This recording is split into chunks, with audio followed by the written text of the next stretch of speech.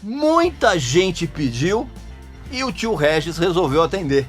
Voltamos com a série Aposto que Você Não Sabe. No episódio de hoje, o assunto é Red Hot Chili Peppers. Presta atenção.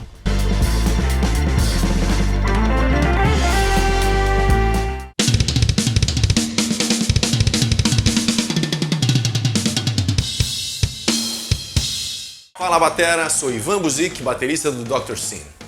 Vamos aproveitar esse tempo que a gente tem para ficar em casa e evoluir no nosso instrumento, sair da estagnação e subir de patamar? Você ainda não conhece meu curso de bateria online? Ivan Buzik Curso Bateria. É um curso completo para você.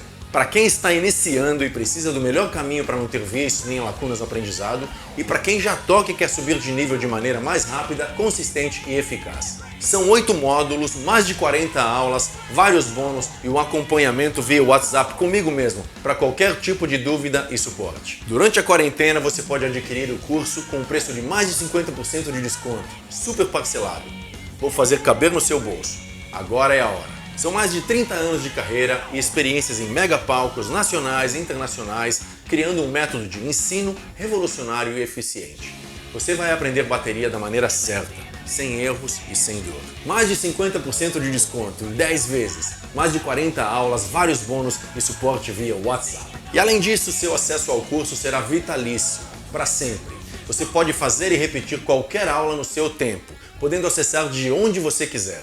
Estarei ao seu lado, toda hora, passo a passo, acompanhando a sua evolução. Mas essas vagas com desconto são limitadas, então garanta logo a sua.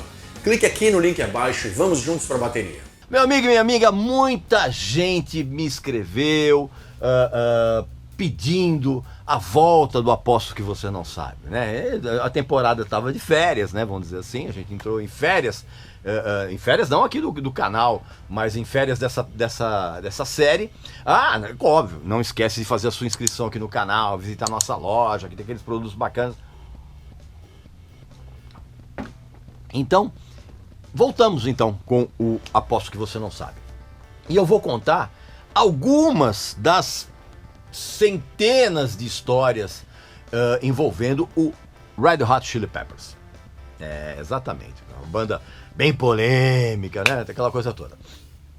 Olha, para começar, é preciso deixar muito claro que ao longo da carreira, o Red Hot Chili Peppers esteve várias vezes a ponto de acabar.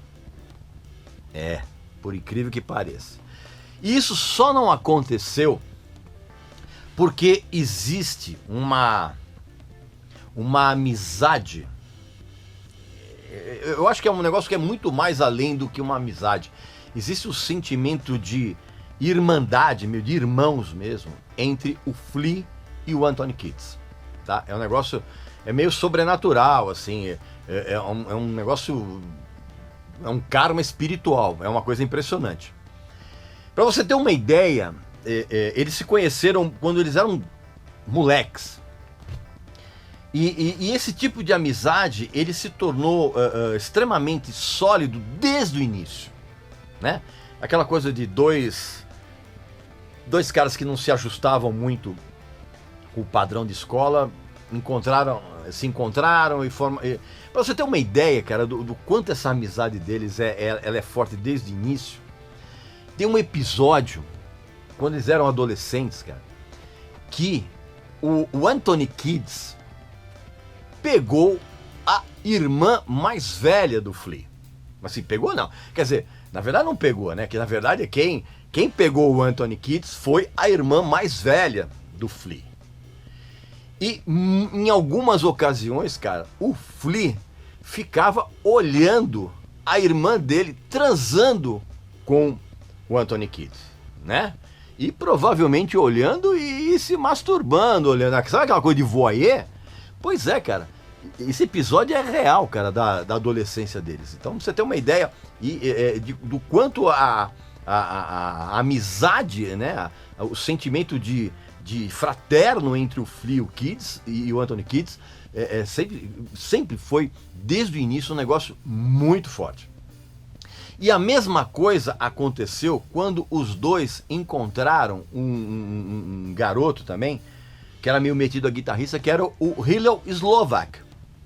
eles acabaram formando uma espécie de trio inseparável, assim, não apenas em termos físicos, mas também em termos espirituais, assim, uma coisa impressionante. E aí, evidentemente, que a primeira coisa que os caras iam fazer era ficar ouvindo música. Eles eram tão ligados, né, nessa coisa de ficar ouvindo música e todos juntos, que a banda mesmo, o Red Hot Chili Peppers, ele começou mesmo quando um dono de um bar, cara, ele perguntou se eles não queriam tocar uma música juntos no bar.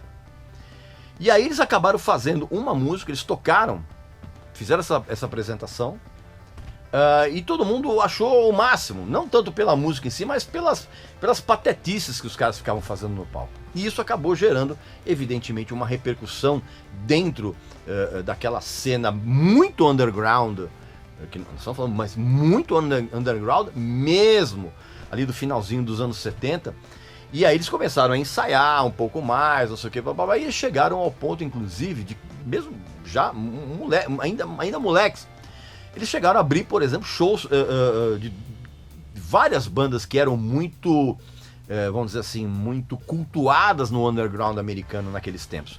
Eu lembro, por exemplo, do Bad Brains e do Minutemen, que eram bandas muito famosas dentro desse circuito mais underground. E desde essa época, o Flea, ele tem uma característica assim, que grande parte dos fãs do Red Hot Chili Peppers desconhece. Ele é um cara simplesmente apaixonado por jazz. Ele era apaixonado por jazz desde moleque, cara. E o que é pior, cara, ele toca trompete muito bem. E ele na verdade, queria mesmo, era participar de um grupo de jazz. E ele só virou baixista, cara, quando o Slovak tava tocando numa banda e ele demitiu o baixista na época. E como ele era muito amigo do Flea, falou: cara, nós somos sem baixista. É fácil, tocar as nossas músicas é muito fácil. Vem aqui e toca com a gente. E o Flea foi tocar com a banda do Slovak sem ter a menor noção do que era contrabaixo. E a partir daí, evidentemente, que o Flea começou a sua carreira como baixista. Enquanto o Flea queria ser músico de jazz, o Anthony Kiedis, na verdade, queria ser ator. Tanto que, inclusive, ele faz uma ponta como filho do Sylvester Stallone num filme chamado Fust.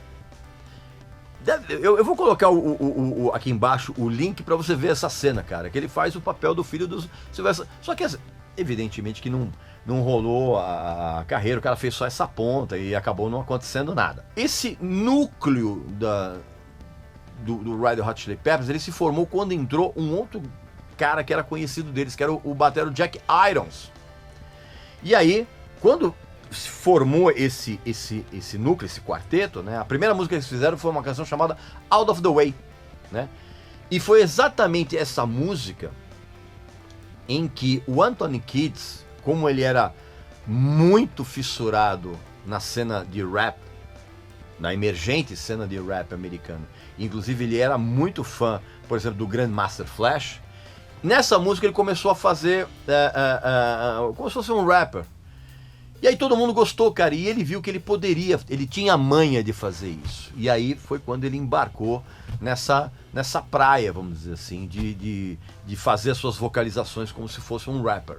E aí, o que acontece, cara? Todos esses shows que eles iam fazendo, já como Red Hot Chili Peppers, eles começaram a aumentar os seus tentáculos de apresentações na cena underground, ali de Los Angeles, São Francisco. Uma coisa que pouca gente sabe, cara, é que a banda, o Red Hot Chili Peppers, ele iria gravar logo o primeiro disco com essa formação. Só que isso não aconteceu, cara, por um problema contratual, porque tanto o Slovak quanto o Jack Irons, eles tocavam numa outra banda, chamada What Is It? E essa banda já tinha um outro contrato com uma outra gravadora, cara.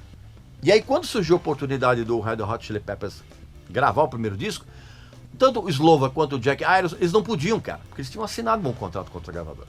E aí o que acontece?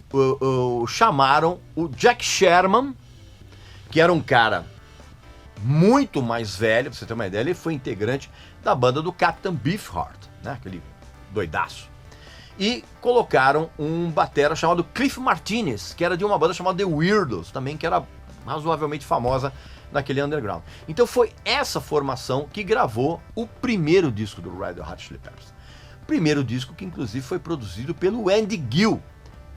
Andy Gill, eu imagino que você saiba, que foi o guitarrista do Gang of Four, aquela banda inglesa espetacular, que inclusive tanto o Anthony Kiedis quanto o Flea, eles ficaram extasiados quando eles souberam que a gravadora que tinha contratado o Red Hot Chili Peppers ia colocar o Andy Gill para produzir. Por quê? Porque o Gang of Four era a banda favorita dos dois. Só que essa experiência, cara, foi muito ruim no estúdio. Isso pouca gente sabe. Porque o que houve? O Andy Gill foi pro estúdio com a intenção de fazer com que o som do Red Hot Chili Peppers se tornasse bem radiofônico para exatamente, claro, né, tocar nas rádios. E os caras da banda não tinham a menor noção disso. Então o que houve, cara? Houve muita briga no estúdio, mas muita mesmo, assim, principalmente entre o Anthony Kiedis e o Flea e o Andy Gill, cara. A coisa, pra você ter uma ideia, chegou num ponto de tamanho de baixo astral, essas brigas, cara, que o negócio azedou muito, assim. Partiram pra porrada. Quando o Andy Gill, cara, deu uma bronca no Flea, e o Flea, extremamente irritado, cara, ele pegou uma pizza que tava ali no estúdio, ele foi no banheiro, ele soltou um trolete no meio da pizza, fechou e chegou pro Andy Gill, voltou pro estúdio, chegou pro Andy Gill e falou assim, cara, não vamos brigar não, vamos fazer as pazes, come aqui uma pizza. Na hora que o Andy Gill abriu, cara, e viu aquele trolete orgânico do Flea, cara, o Andy Gill foi pra cima do Flea, cara, eles trocaram socos, foi um negócio horroroso, assim. Claro que hoje a história depois, com o passar do tempo, ela acabou sendo atenuada, mas foi exatamente isso que aconteceu. O próprio Flea, quando ele relembra essa história, ele se diz muito arrependido do que ele fez. Muito, bastante. E aí o que acontece? Aí, evidente que o disco não vendeu muito, ou vendeu muito menos do que a gravadora estava imaginando, e aí eles resolveram trazer o Slovak de volta, né? E aí, em 85, depois que eles lançaram o segundo disco, que é o Freakstyler, que foi produzido por um outro ídolo, tanto do Anthony Kiedis quanto do Flea, que era o George Clinton, né? O George Clinton do Parliament, do Funkadelic. O que aconteceu, cara? Logo depois que saiu esse disco, eles ficaram sem empresário. As vendas dos dois discos foram muito abaixo do que eles estavam imaginando. A ponto, pra você ter uma ideia, cara, que eles passaram a ser meio que ignorados pelo pessoal da gravadora, que era a gravadora EMI. E na época, a EMI, o foco dela, dentro dessa cena underground, ela estava muito mais preocupada em divulgar, em fazer estourar, por exemplo, bandas como o Kajagoogoo, lembra? O Kajagoogoo, do Too Shy, e o Hannah Rocks, por exemplo. Então o que acontece? A banda ficou meio à deriva, vamos dizer assim. Nessa época em que eles ficaram sem empresários, tem uma história muito nebulosa. Sabe quem entrou em contato com eles, cara? Malcolm McLaren. Exatamente o mesmo Malcolm McLaren que fez toda aquela presepada com os Sex Pistols, cara. Ele entrou em contato com os caras, ele tinha gostado e foi num show dos caras, achou muito legal. E eles marcaram uma reunião, cara. E o Malcolm McLaren chegou pros caras já na reunião, já mandando. Tipo assim, dizendo que a banda tinha que simplificar muito o som que eles estavam fazendo, que eles tinham que fazer uma espécie de surf punk com os acordes muito básicos e que a estrela da banda ia ser o Anthony Kiedis, que o resto da banda ia ficar meio como banda de apoio, que ele que ia ser a estrela. A reunião foi encerrada, cara, exatamente no momento que o Flea, absolutamente indignado com essa proposta, levantou e foi embora, cara. Não falou nada. E aí os caras levantaram e foram embora também. Então houve a possibilidade deles terem sido empresariados pelo Malcolm McLaren, cara. Olha que coisa maluca. Uma história que muito pouca gente sabe é que antes da gravação do terceiro disco do Red Hot Chili Peppers, o Uplift Mofo Party Plan, que é sensacional também, o Anthony Kiedis foi mandado embora da banda. E não foi mandado embora como maneira de falar, ele foi realmente despedido da banda. Porque o cara não tinha profissionalismo nenhum, o cara não ia nos ensaios, o cara não escrevia as letras, o cara tava sempre chapado. Aliás, durante grande parte da carreira do Red Hot Chili Peppers, cara, o Anthony Kiedis foi uma das pessoas mais execráveis de se trabalhar e de se conviver também, justamente porque o cara era totalmente viciado em cocaína e heroína, mas assim, num grau absurdo, assim. E aí, nesse ponto, chegou a banda a ter essa atitude de mandar o cara embora. Botaram outro vocalista no lugar, e esse vocalista, e com esse vocalista, os caras começaram já a fazer a preparação para gravar o Uplift Emotional Party Plan. Olha que doideira. E aí caiu a ficha, na época, pro Anthony Kiedis, e ele se internou, cara, numa clínica do Exército da Salvação, para se desintoxicar. Quando ele saiu da clínica, limpo, ele procurou o Flea e falou, olha, cara, eu caiu a minha ficha, eu tô numa outra, agora eu tô limpo, não sei o que, bababá, tal, só para te dizer que eu tô ok. E aí, como as coisas não estavam funcionando bem com aquele vocalista, cara, o que o Flea fez, cara? Chamou o Anthony Kiedis de volta. O Anthony Kiedis voltou pra banda e 2 semanas depois o cara já estava se entupindo de heroína de novo. Aliás, esse lance de sair de clínica e voltar a se drogar foi uma constante na vida do Anthony Kiedis. E para você ter uma ideia de como essa desintoxicação, mesmo que durou muito pouco, mas de uma certa forma mexeu com o Anthony Kiedis, tem uma música, a música que abre o Uplift Emotional Party Plan, que chama-se Fight Like a Brave. Se você traduzir a letra, cara, você vai ver que é uma canção de desintoxicação, né? Durou 2 semanas, mas assim, é uma canção que fala exatamente disso, do quanto você precisa lutar para você ficar limpo. Pena que ele escreveu essa letra, mas não seguiu o que ele tinha escrito, né? E o que acontece? Para piorar, o Slovak também estava muito mergulhado na heroína. Muito. Tanto que, inclusive, ele morreu depois, quando eles estavam fazendo a turnê do Uplift. Essa é a história que eu vou contar daqui a pouquinho. E aí o que acontece? Esse disco começou a vender mais, até porque começou a rolar um clipe na MTV, da própria Fly Like a Brave, começou a ter um buchicho maior em torno da banda. Aí o que acontece? O disco começou a vender mais e os caras começaram a fazer mais shows, tanto que inclusive arrumaram os caras de fazer uma turnê na Europa, que foi lá inclusive que eles gravaram aquele EP Abbey Road, que eles estão atravessando aquela faixa de pedestres clássica, imitando a foto dos Beatles, só que os caras pelados e com as meias nos seus bigolinhos, que é uma história que eu vou contar também daqui a pouquinho. Aliás, não, eu vou contar agora essa história. Essa história das meias, ela surgiu quando eles se apresentaram em Los Angeles num clube de striptease chamado Kit Kat. E aí o que acontece?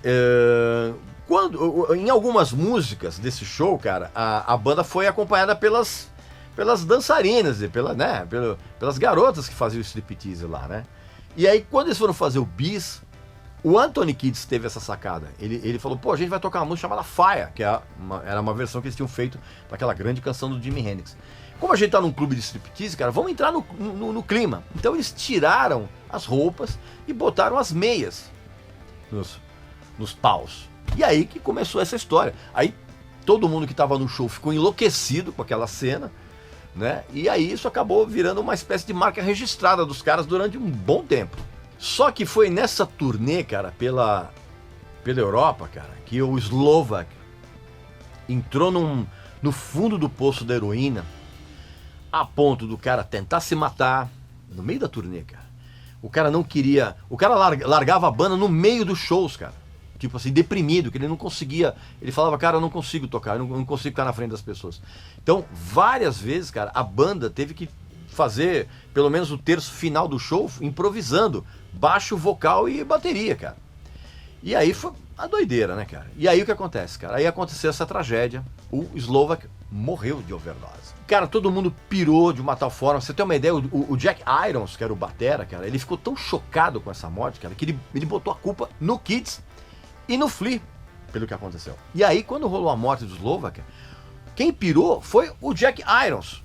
Porque aí o que acontece? O cara se trancou dentro de casa, ele não atendia o telefone de ninguém, ele não atendia a campainha, ele não saía para comer, nada. O cara pirou tanto que ele acabou sendo internado pelos amigos, claro, numa clínica psiquiátrica. Aí, como a banda tinha contrato para cumprir, né? Então o que acontece? Eles resolveram seguir em frente. Então aí eles contrataram por conta do contato que eles tinham com o George Clinton, cara, eles contrataram um guitarrista que tinha tocado naquele grupo, num dos grupos do George Clinton, que é o P-Funk, que era um cara chamado Dwayne Blackbird McKnight, o nome desse cara. E contrataram pro lugar do Jack Irons o Diego Peligro, que todo mundo conhecia como o batera do Dead Kennedys. Só que os caras fizeram uns 2, 3 shows, cara, e assim, não deu certo. E aí tanto o Flea quanto o Anthony Kiedis, eles resolveram começar a fazer testes para guitarristas e bateristas. Entrevistaram acho que uns 30 músicos. E um dos escolhidos foi um cara que, na hora que ele entrou para fazer o teste, assim, tanto o Flea quanto o Anthony Kiedis ficaram chocados, assim, porque o cara foi fazer o teste, cara, cabeludo, uma bandana na cabeça, com bota de cowboy, e o cara já falando que ele adorava Deep Purple, Black Sabbath, Led Zeppelin e Queen. Aí os caras olharam e falaram assim, pô, não, tudo bem, toca aí. Cara, o cara tocou e o cara arrasou. Quem era o cara? Chad Smith. E aí o que acontece? Só que tem um lance que é muito... tanto o Flea quanto o Anthony Kiedis, eles estavam meio em dúvida entre o Chad Smith e outros 2 bateras. E eles resolveram contratar o Chad Smith, cara, por uma resposta que ele deu quando o Anthony Kiedis e o Flea chegaram para eles e pro Chad Smith, falou assim, ó, cara, tudo bem, se você cortar esse cabelo teu e mudar um pouco as tuas roupas, a gente pode pensar em te contratar. E o Chad Smith falou, vocês vão se fuder, imagina que eu vou fazer nada disso, vão pau no cu de vocês. Virou as costas e foi embora. E aí o Kiedis e o Flea falaram, pô, esse cara é muito gente boa, bicho, o cara teve a manha de mandar a gente se ferrar, vamos contratar o cara. Aquele sistema maluco, né? E acabaram contratando o Chad Smith. E o Chad Smith só soube que ele tinha sido contratado, cara, quando ele recebeu uma ligação dizendo que ele tinha que estar numa sessão de fotos. E aí quando ele chegou na sessão de fotos, os caras chegaram para ele e falaram assim, ó, tira a roupa e põe uma meia no pau. Aí que o Chad Smith sacou que ele tinha sido contratado para a banda. Com relação ao guitarrista, tem uma história muito curiosa. Antes dele ser demitido, o Peligro chegou pro Kiedis e pro Flea e falou assim, cara, tem um moleque tocando numa banda chamada Thelonious Monster, que o cara, além dele ser fanático pro Red Hot Chili Peppers, o moleque tem 18 anos e o moleque toca muito. E aí, na mesma noite em que eles despediram o McKnight, eles foram assistir o Thelonious Monster, cara. E eles viram um moleque de 18 anos, assim, tocando muito. Chamaram o cara pra fazer um teste. E ele falou que ele não podia ir, cara, porque ele ia fazer um teste pra tocar na banda do Frank Zappa. Cara, olha que coisa absurda. Quem era o moleque? O John Frusciante. Ele chegou a se candidatar, cara, para fazer teste para entrar na banda do Frank Zappa. E ele só não fez isso. E esse teste só não foi para frente, cara, porque o Frusciante, ele ficou muito mal impressionado com a maneira com que o Zappa tratava os músicos durante essas audições, cara. E ele falou, pô, eu não vou... E outra, né? O Frank Zappa era um cara muito rígido com relação aos músicos não usarem qualquer tipo de droga. E aí o cara pensou e falou, eu vou entrar eu vou tocar com o cara, mas eu vou ter que deixar de usar drogas, eu vou ter que ser um funcionário, ficar recebendo ordens de um cara mala, de um tirano. Desencanou. E aí ele foi fazer o teste com o Red Hot Chili Peppers e evidentemente que foi aprovado. Principalmente, cara, porque ele já chegou no teste, cara, sabendo tocar todas as músicas do Red Hot Chili Peppers. Afinal de contas, era uma das bandas favoritas dele. E aí, fechou-se essa nova formação em quarteto. Anthony Kiedis, Flea, o John Frusciante e o Chad Smith. Foi essa formação que gravou o disco pra mim, que é talvez o meu disco favorito do Red Hot Chili Peppers, que é o Mother's Milk. E aí o que acontece? Aí esse disco foi meio que, não vou dizer um estouro total, porque mais pra frente é que veio o disco que realmente estourou o Red Hot Chili Peppers no mundo. Mas o Mother's Milk vendeu muito bem, a banda começou a fazer turnês muito grandes, era um sucesso até então inédito, né? Só que o que acontece, cara? As confusões continuaram.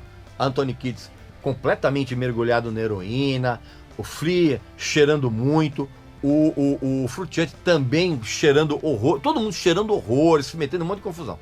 E aí o que acontece? Eles receberam uma proposta da Warner para abandonar a EMI, né? Uma proposta que acabou sendo irrecusável, mas ela foi irrecusável muito mais pela postura do pessoal da Warner, em uma postura ética, porque o que acontece? Quando eles saíram da EMI, o Red Hot Chili Peppers assinou um pré-contrato com a Sony, tá? E aí o executivo da Warner, que estava coordenando essa ligação, falou: eu fiquei sabendo que vocês assinaram com a Sony, ok, tudo bem, numa boa sorte para vocês, desejo o melhor, não sei o que, blá blá blá. O Kiedis e o Flea estavam tão pirados nessa onda de pó e heroína que eles acharam que isso era uma mensagem, que essa educação do executivo, na verdade, era um sinal espiritual de que eles não deveriam assinar com a Sony e sim com a Warner, cara. Então eles não assinaram, resolveram fechar o contrato com a Warner e pediram para que o Ricky Rubin produzisse esse disco. E por quê, cara? Primeiro porque eles adoravam o trabalho do Ricky Rubin como produtor. E segundo, cara, porque eles tinham conhecido o Ricky Rubin na época em que eles estavam ensaiando para fazer a turnê do Freakstyler. E eles estavam tão cheirados, tão fora de coisa, que eles trataram o Ricky Rubin muito mal quando o produtor foi assistir um ensaio do Red Hot Chili Peppers com os caras dos Beastie Boys. Foram assistir lá um ensaio dos caras. E assim, tanto os caras dos Beastie Boys quanto o Ricky Rubin, principalmente, os caras foram muito maltratados pelos dois. E saíram de lá com uma impressão horrorosa. Então, os caras meio que com culpa falaram: pô, cara, vamos trazer o Ricky Rubin de volta. E trouxeram, né? A Warner foi lá e bancou a contratação do Ricky Rubin para produzir o próximo disco, que era o Blood Sugar Sex Magic. Que esse sim foi o disco que catapultou, vamos dizer assim, o sucesso mundial do Red Hot Chili Peppers. Só que tem uma pequena história. Esse disco, ele foi criado praticamente sem a presença do Anthony Kiedis. Olha que história maluca. A gravadora, a pedido do Ricky Rubin, alugou uma mansão em Hollywood que tinha pertencido a um pessoal da máfia, uns gangsters da máfia nas décadas anteriores. E o Ricky Rubin montou um estúdio dentro dessa mansão.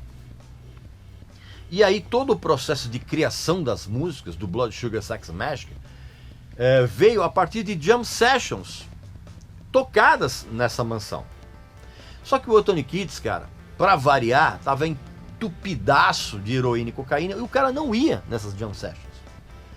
Então o que rolou, cara? Todas as músicas que você ouve nesse disco, a parte instrumental, em nenhuma delas teve a participação do Anthony Kiedis, cara. O Anthony Kiedis só veio no final, quando já estava tudo meio que pronto, e o Ricky Rubin chegou pro cara e falou assim: cara, você não participou de nada, agora você vai escrever todas as letras para essas bases que já estão prontas. E aí, cara, foi uma experiência terrível pro Anthony Kiedis, porque ele tinha que botar a letra, cara, em algo que ele não participou desde o início. Então, por incrível que pareça, deu certo, mas foi uma experiência muito, muito ruim para todo mundo que estava envolvido ali. E para você ter uma ideia de como o Ricky Rubin ele era fissurado nesse lugar, cara, que assim que o disco foi lançado, cara, ele foi lá e comprou essa mansão. Até hoje está com ele. Tem algumas curiosidades a respeito de algumas músicas desse disco. Por exemplo, Under the Bridge, que é uma balada, né? É a letra, se você prestar bem atenção, cara, a letra que o Anthony Kiedis colocou é uma letra que fala a respeito do vício dele em heroína. E essa música, ela não ia entrar no disco. Não ia. porque eles tinham gravado a Under the Bridge no jardim da mansão, tipo umas 3:30 da manhã, e eles gravaram a base. Tanto que o que você ouve no disco, a base instrumental, ela é gravada ao vivo, às 3 da manhã, no jardim da mansão. Então eles tinham aquela base ali e eles não iam aproveitar. Quando o Ricky Rubin foi buscar o Anthony Kiedis em casa, porque o cara tinha faltado mais uma vez a uma das sessões em que ele tinha que ir lá colocar as vozes, e a casa do Anthony Kiedis era um lixo total, como é a casa de todo cara que é viciado em heroína e cocaína. E aí o Anthony Kiedis estava no banheiro, cara, e o Ricky Rubin começou a remexer numa papelada imunda que tinha lá na casa do Anthony Kiedis, e ele pegou uma letra. Ali ele leu a letra, ele falou: pô, cara, essa letra é muito legal. Aí o Anthony Kiedis falou: não, cara, pelo amor de Deus, eu escrevi isso aí numa hora que eu tava muito doido, que eu tava lembrando que eu passei várias vezes, eu injetei heroína embaixo dos viadutos ali, eu escrevi essa letra. Ele falou: não, cara, vamos levar essa letra lá. E aí levaram a letra pros caras da banda, os caras da banda adoraram, e o Anthony Kiedis gravou os vocais dele com essa letra em cima dessa base que tinha sido gravada ao vivo. E tem um detalhe, cara, os backing vocals que tem nessa canção, cara, é a mãe do John Frusciante junto com 2 amigas da igreja que ela frequentava. Foram buscar as 3 senhorinhas para fazer backing vocal nessa faixa. Olha que doideira. Uma história que pouca gente sabe é que o Blood Sugar Sex Magic, apesar de ter vendido muito, foi o disco que fez o Red Hot Chili Peppers se transformar num fenômeno mundial, né? Até por conta dos clipes da MTV, aquela coisa toda. Mas esse disco, ele foi, como é que eu vou dizer? Esse disco foi uma espécie de estaca no coração da relação entre os 4. Por quê? Todo mundo doido, de pó, o Anthony Kiedis e o Frusciante mergulhadaços na heroína, os caras começaram a brigar no meio da turnê. O guitarrista começou a pirar completamente, começou a fazer umas exigências absurdas, ele não queria fazer show, o cara não queria sair do hotel para fazer show. Em várias ocasiões, os seguranças do Red Hot Chili Peppers tinham que entrar no quarto do John Frusciante e levar o cara à força pros locais dos shows. O Anthony Kiedis, piradaço também, ele começou a achar que ele que tinha que tomar conta de tudo, ele tinha que ser o chefão, ele tinha que ser o ditador, não sei o que, blá blá. Você tem uma ideia, cara? Teve uma ocasião, cara, que o Chad Smith socou o John Frusciante no camarim, num camarim de um show que eles estavam fazendo. Pra você ter uma ideia, cara, briga de soco. E o Flea, coitado, ali tentando, da maneira que ele podia, tentar apaziguar as coisas, ali desesperado ali no meio, tentando manter tudo funcionando. E aí o que acontece, cara? O Frusciante, como se o italiano fala, Frusciante. O Frusciante foi demitido quando eles voltaram da turnê. Ele não saiu, não. A história oficial é que ele resolveu sair cascata. Ele foi demitido. E aí a banda começou a fazer shows com vários outros guitarristas.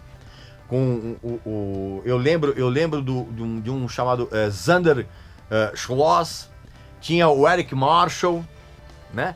Tinha o Jesse Tobias, os 3 guitarristas que eu me lembro nesse período de 1992, 93, quando surpreendentemente apareceu o Dave Navarro do Jane's Addiction. Outro também que estava piradaço na heroína. Eles acharam que seria uma grande sacada comercial trazer o Dave Navarro, que já era bastante conhecido, para integrar. E a estreia do Dave Navarro, cara, foi justamente naquele show daquela edição de Woodstock de 1994, quando eles tocaram com aquele figurino das lâmpadas. Pra você ter uma ideia, a situação foi tão desastrosa, cara, que o Dave Navarro, ele quase saiu da banda depois do show. Por que acontece, cara? Ele tocou muito mal.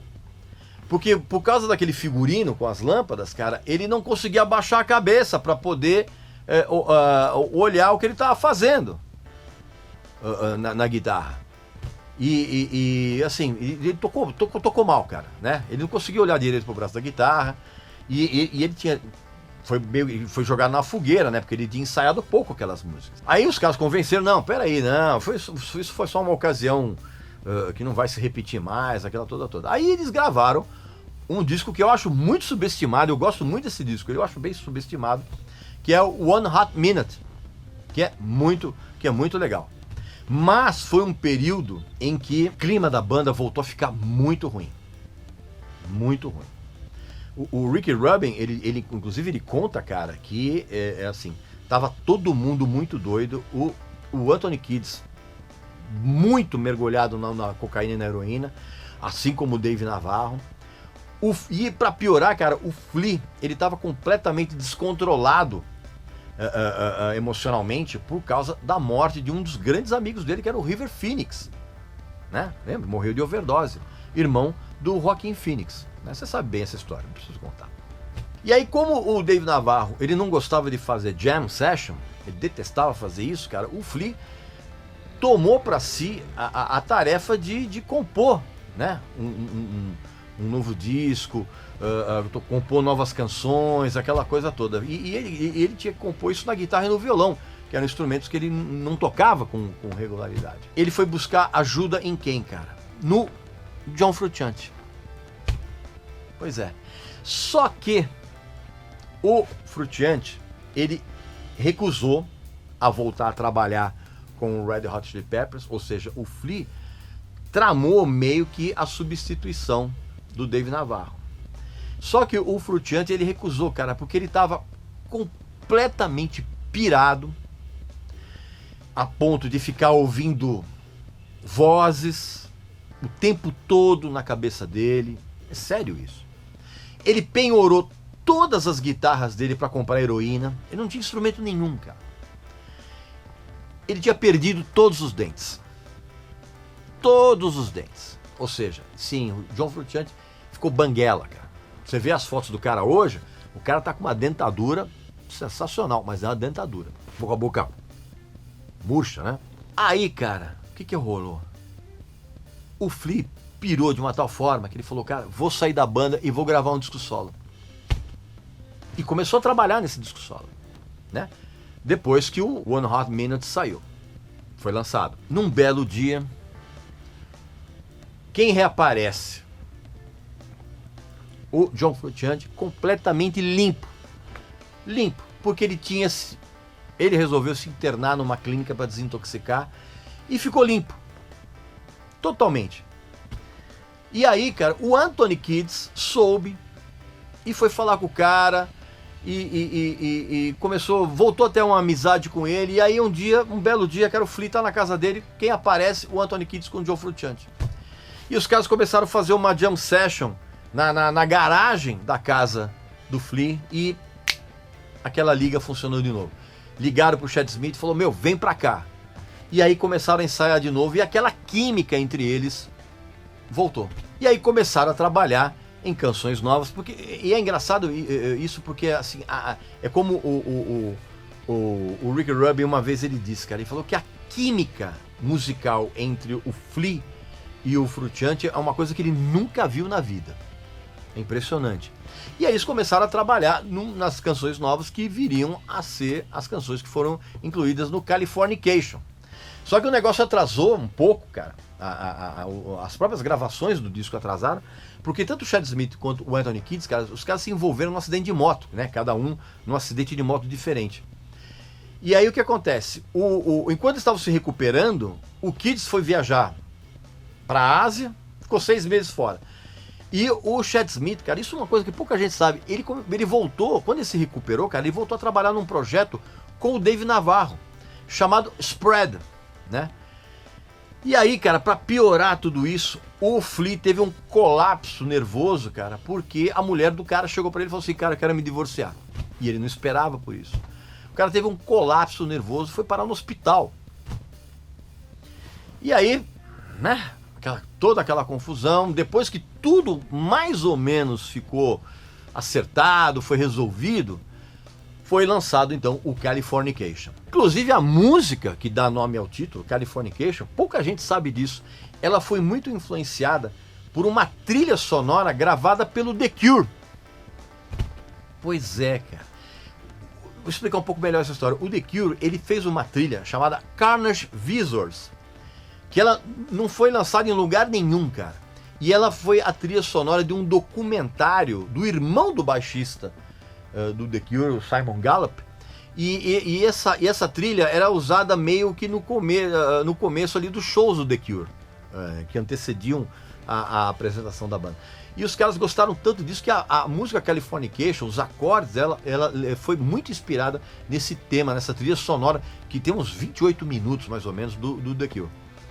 E aí depois do sucesso do Californication, que é um disco que eu não gosto, todo mundo já sabe disso, veio o péssimo By The Way. Péssimo. Cheio de baladas horríveis. E sabe de uma coisa? Sabe quem concorda comigo de que esse disco é muito ruim? O Flea. O Flea detesta esse disco. Claro que ele não vai assumir isso publicamente jamais. Mas nas internas, no pessoal que convive, o Flea detesta esse disco.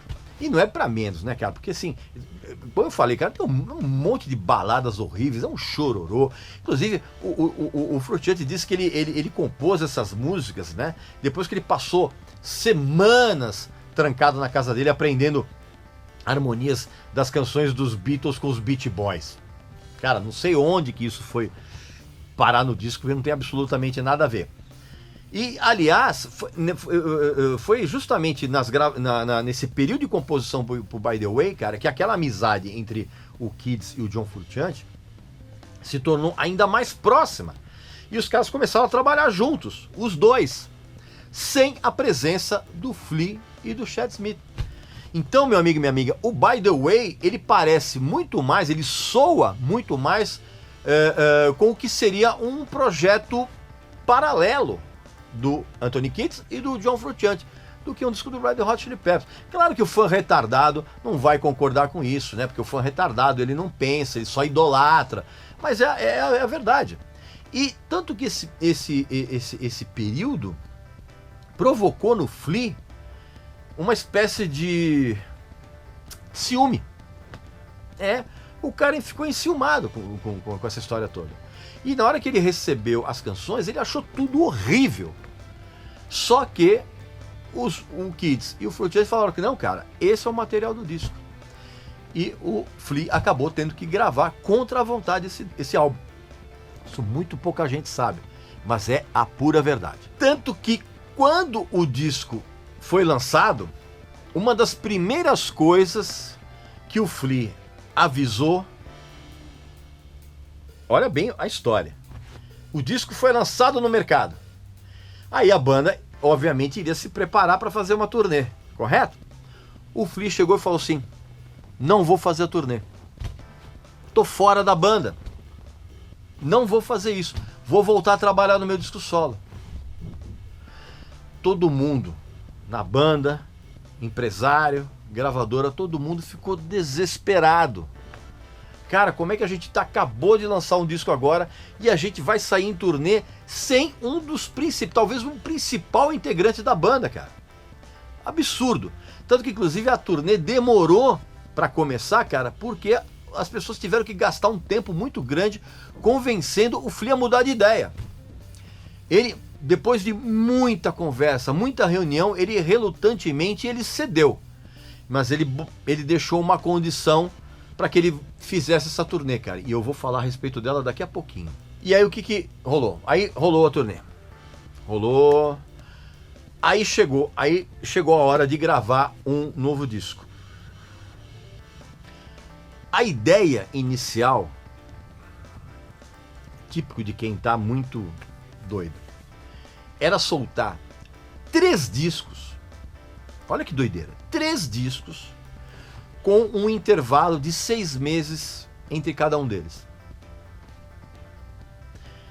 Porque o Anthony Kiedis e o John Frusciante estavam compondo muito, o Flea voltou a participar um pouco mais do processo de composição, e aí compuseram muito material. E aí a intenção, cara, era soltar 3 discos com um intervalo de 6 meses entre um e outro. A gravadora, evidentemente, chegou pros caras e falou assim: meu, vocês estão loucos, imagina, isso não tem absolutamente a menor possibilidade de acontecer. E aí, a banda bateu o pé, então, para lançar um disco triplo. O Stadium Arcadium era para ser, inicialmente, um projeto com 3 discos isoladamente, e depois a banda bateu o pé para lançar esse disco como triplo. A gravadora chegou pros caras e falou assim: a gente vai muito a contragosto lançar esse disco como um álbum duplo. E só a gravadora só aceitou lançar como um disco duplo, cara, depois que os caras da banda ameaçaram romper o contrato, né, alegando censura artística. Olha que doideira, cara. Porque a gravadora não queria lançar de jeito nenhum. E aí saiu o Stadium Arcadium como um disco duplo, né? Tiraram várias músicas ali e soltaram como um disco duplo. E vamos combinar, cara, que o Stadium Arcadium seria um ótimo disco simples se vocês fizesse uma boa escolha de canções, né? Disco duplo é bem exagero. Ah, e antes que eu esqueça, Danny California, uma das canções do Stadium Arcadium, é realmente plágio de Mary Jane's Last Dance, do Tom Petty. Inclusive as 2 músicas foram produzidas pelo Ricky Rubin. E o Tom Petty só não processou o Red Hot Chili Peppers, cara, porque o Ricky Rubin foi até a casa do Tom Petty e ficou lá o dia inteiro convencendo o Tom Petty de que tinha acontecido apenas uma coincidência, que era não sei o que, blá blá. O Tom Petty também cheiradaço de cocaína. Chegou no momento que ele falou: ah, tá bom, ok, vou acreditar em você, porque você é meu amigo, não sei o que tal. E o Ricky Rubin conseguiu convencer o Tom Petty de que tinha havido apenas uma coincidência. Cascata, né? E aí, na turnê do Stadium Arcadium, foi que o John Frusciante convenceu os caras da banda a contratar um amigo dele. Lembra aquela história que eu contei de que o John Frusciante ficava tocando as harmonias, aprendendo as harmonias das canções dos Beatles e dos Beach Boys? Pois é, o cara que tocava com ele na casa dele era um garoto chamado Josh Klinghoffer. E o John Frusciante conseguiu convencer a banda a contratar o Josh como músico de apoio. Ele ficava ali no fundo do palco, tocando uma guitarrinha base, tocando uns teclados, não sei o que, bababá. Quando a turnê do Stadium Arcadium acabou, aí o Flea fez a exigência, né? Ele botou na mesa a exigência que ele tinha feito para poder participar da turnê do By The Way. Ele falou assim: cara, eu quero 2 anos de férias. 2 anos de férias. Vou fazer minhas coisas, não quero encontrar com vocês, vou tratar da minha vida. E foi o que aconteceu.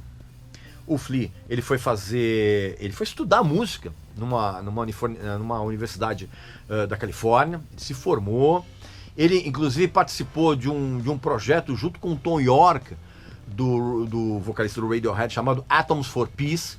Ele participou do disco, inclusive chegou a fazer alguns shows desse projeto, e ele fez essa exigência, cara, de 2 anos de férias. Por quê, cara? Porque ele não aguentava mais esse lance de convivência, estava difícil mesmo.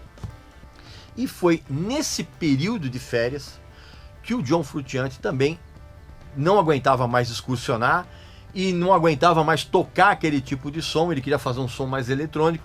Ele acabou se antecipando e pediu demissão. E aí, nesse período, o que é que o Chad Smith fez? Foi tocar o som que ele realmente gosta de fazer, cara, né? Ele já tinha gravado discos com o Glenn Hughes, e ele foi tocar com o Chicken Foot, cara, com o Joe Satriani, com o Sammy Hagar e com o Michael Anthony, que é o som que o Chad Smith realmente gosta de tocar, cara. O cara também não gosta de tocar aquelas músicas do Red Hot Chili Peppers, porque você vê nitidamente o astral dele quando ele tá tocando com o Red Hot Chili Peppers e quando ele tá tocando com essas outras bandas, cara. O cara é muito mais feliz, com esses outros grupos, cara, né? Óbvio. E aí o que acontece? E aí quando retornaram, com o Frutiante estava fora, qual foi a solução caseira? Vamos trazer o Josh do fundo do palco pra frente. E aí você sabe, né? Tudo bem. Aí lançaram aqueles discos horrorosos, fizeram aqueles shows assim medonhos, né? E tanto que o Klinghoffer foi demitido depois do show do Rock in Rio e o John Frusciante voltou mais uma vez. Você sabe bem dessa história. Enfim, essas então foram algumas histórias aqui desse episódio da nossa série Aposto que Você Não Sabe, abordando o Red Hot Chili Peppers. Não esquece de fazer sua inscrição aqui no canal, visitar a nossa loja que tem uns produtos bacanas.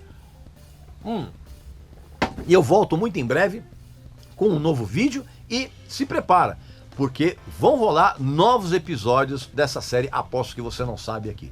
Tá legal? Fiquem atentos aí e saúde para todo mundo. Um abração!